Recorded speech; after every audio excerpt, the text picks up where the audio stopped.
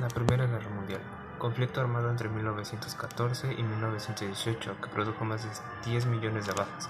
Más de 60 millones de soldados europeos fueron movilizados desde 1914 hasta 1918, originando que de Europa, por la rivalidad entre las potencias imperialistas, se transformó en el primero en cubrir más de la mitad del planeta. Fue en su momento el conflicto más sangriento de la historia.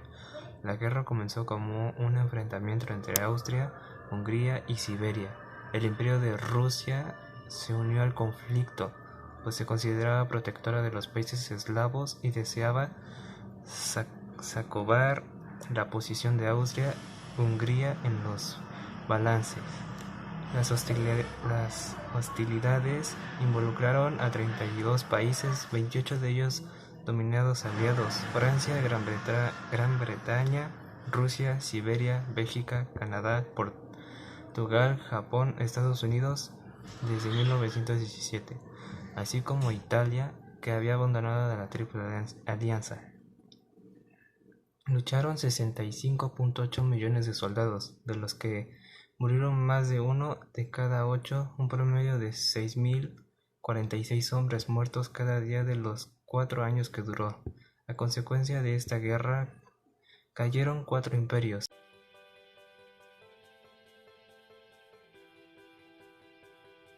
La Gran Depresión. ¿Qué fue la Gran Depresión? La Gran Depresión fue una crisis financiera mundial que se prolongó durante la década de 1930, en los años anteriores a la Segunda Guerra Mundial. ¿Cómo fue? El inicio de la Gran Depresión no pudo haber sido más brusca. En apenas 6 días, a finales de octubre de 1929, la bolsa de Nueva York se hundió estrepitosa e inesperadamente. Esto hizo que el crack borrara el optimismo que tenían del mercado bursátil y de la supuesta invulnerabilidad de la América republicana de los años 20. ¿Qué consecuencias tuvo? Las consecuencias fueron un quiebre en cadena de miles de bancos, congelación de ventas y producción. Se paralizaron millones de negocios y empresas. También hubo consecuencias sociales. Y es que el número de desempleados se evaluó en al menos 40 millones. ¿Cuánto dinero se perdió? En cuanto a la situación monetaria, se produjo una caída de la oferta monetaria.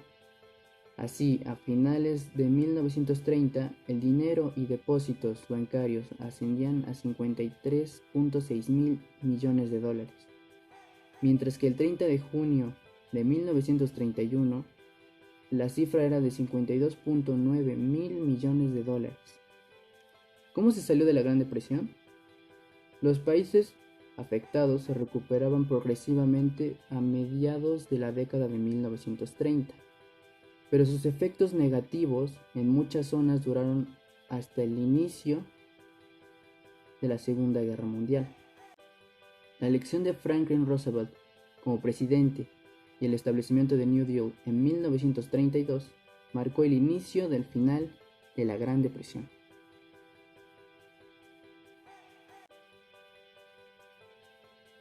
Periodo entre guerras. Cuando hablamos del periodo de entreguerras, hablamos principalmente de los 20 años que se transcurrieron al finalizar la Primera Guerra Mundial y el comienzo de la Segunda Guerra Mundial. La Primera Guerra Mundial tuvo efectos bastante graves para el continente europeo, ya que se dieron 10 millones de muertes y el doble de esta cantidad de heridos. Fue una guerra devastadora, ya que en los anteriores 100 años de aquella guerra solamente se daba una cantidad de 4.5 millones de personas.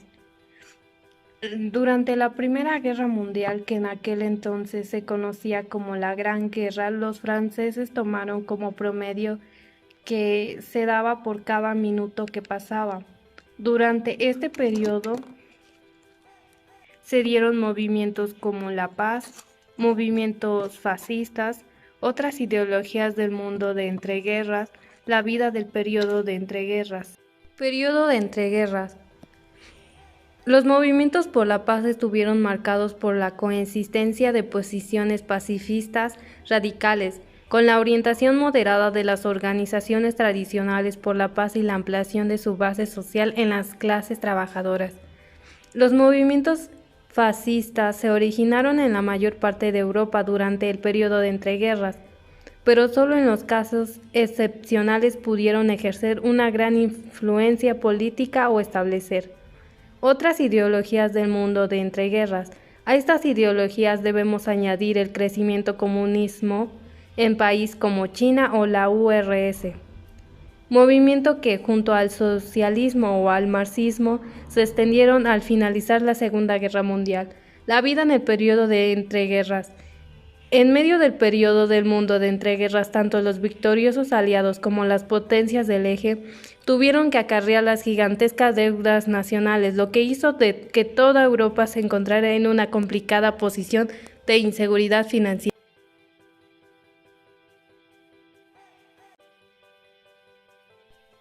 Después del tema que tocó mi compañera, toca mi tema, que es las características del cardenismo. El cardenismo fue un movimiento político asociado a la figura del presidente mexicano Lázaro Cárdenas, quien gobernó el país entre 1934 y 1940. En ese periodo presidencial se caracterizó por las reformas efectuadas en todos los ámbitos, desde el social hasta el cultural, pasando por el político y el económico. Aquí, como ya lo hemos visto en mi video de antes, Lázaro Cárdenas gobernó en 1934 a 1940, donde aumentó la economía del país y se llevaron varias cosas sobre el petróleo y entre otras. Lázaro Cárdenas consiguió el apoyo de las clases trabajadoras mexicanas gracias a las leyes como el reparto de las tierras, además de ofrecer a los sindicatos mayor participación en la vida política del país. Igualmente, el cardenismo trató de mejorar las condiciones de los indígenas y legisló para que se respetasen sus derechos. Como lo vimos antes, el cardenismo también tomó parte de las ideologías de Emiliano Zapata, ya que su principal motivo era proteger las tierras del porfiriato. El cardenismo impulsó a una transformación del PNR para otorgar más representación a los obreros y los campesinos. Su intención era, además de lograr el apoyo de este sector, neutralizar las fuerzas que tradicionalmente habían tenido los militares. Aquí también Lázaro Cárdenas intentó ayudar a los indígenas que en ese tiempo pues sí padecían mucho por todo lo que había pasado a México antes, como es en el periodo del Porfiriato, de Victoriano Huerta, de Venustiano Carranza. Casi la mayoría en ese tiempo de 1918 a 1920, pues sí hubo un desbalance económico en lo que es las comunidades indígenas. Luego, otras características del cardenismo buenas son la formación de organizaciones corporativas. La reforma agraria vino acompañada de la formación de ejidos y de las unidades productivas. La inversión en infraestructura y irrigación y ampliación de los créditos a través de los bancos nacionales a crédito agrícola y el crédito ejidal. Impulso a la educación básica y fundó el Instituto Politécnico Nacional. Bueno, finalizado eso, vamos con el tema de...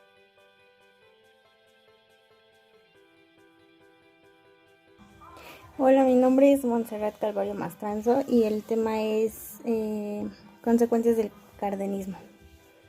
Los conservadores católicos estaban en contra de las políticas socialistas de Cárdenas, debido a que argumentaban estas políticas limitaban el artículo 24 constitucional, que habla sobre la libertad de culto y creencias políticos de Cárdenas. Fueron abatidos por violencia y acusados de ser fascistas. Expulsó a Plutarco Elías Calles y así pudo acelerar las reformas. En 1937, un extranjero fue recibido en México.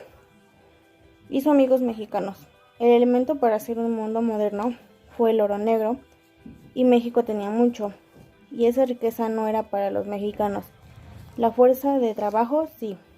Lo que producía no se quedaba aquí, salía en enormes barriles a enriquecer el desarrollo de otros países y aumentar la ganancia de compañía, que poco les importaba el desarrollo de México.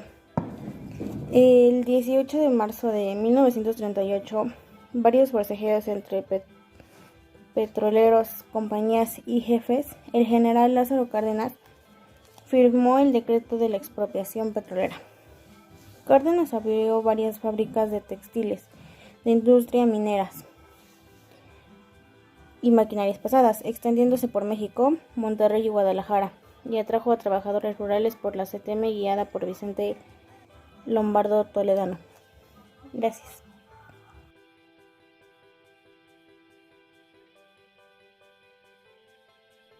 En conclusión, podemos ver que todos estos eventos que sucedieron en los primeros años del siglo XX han tenido algo en común, y es que cada uno de estos han sido significantes y han producido ciertas consecuencias como características.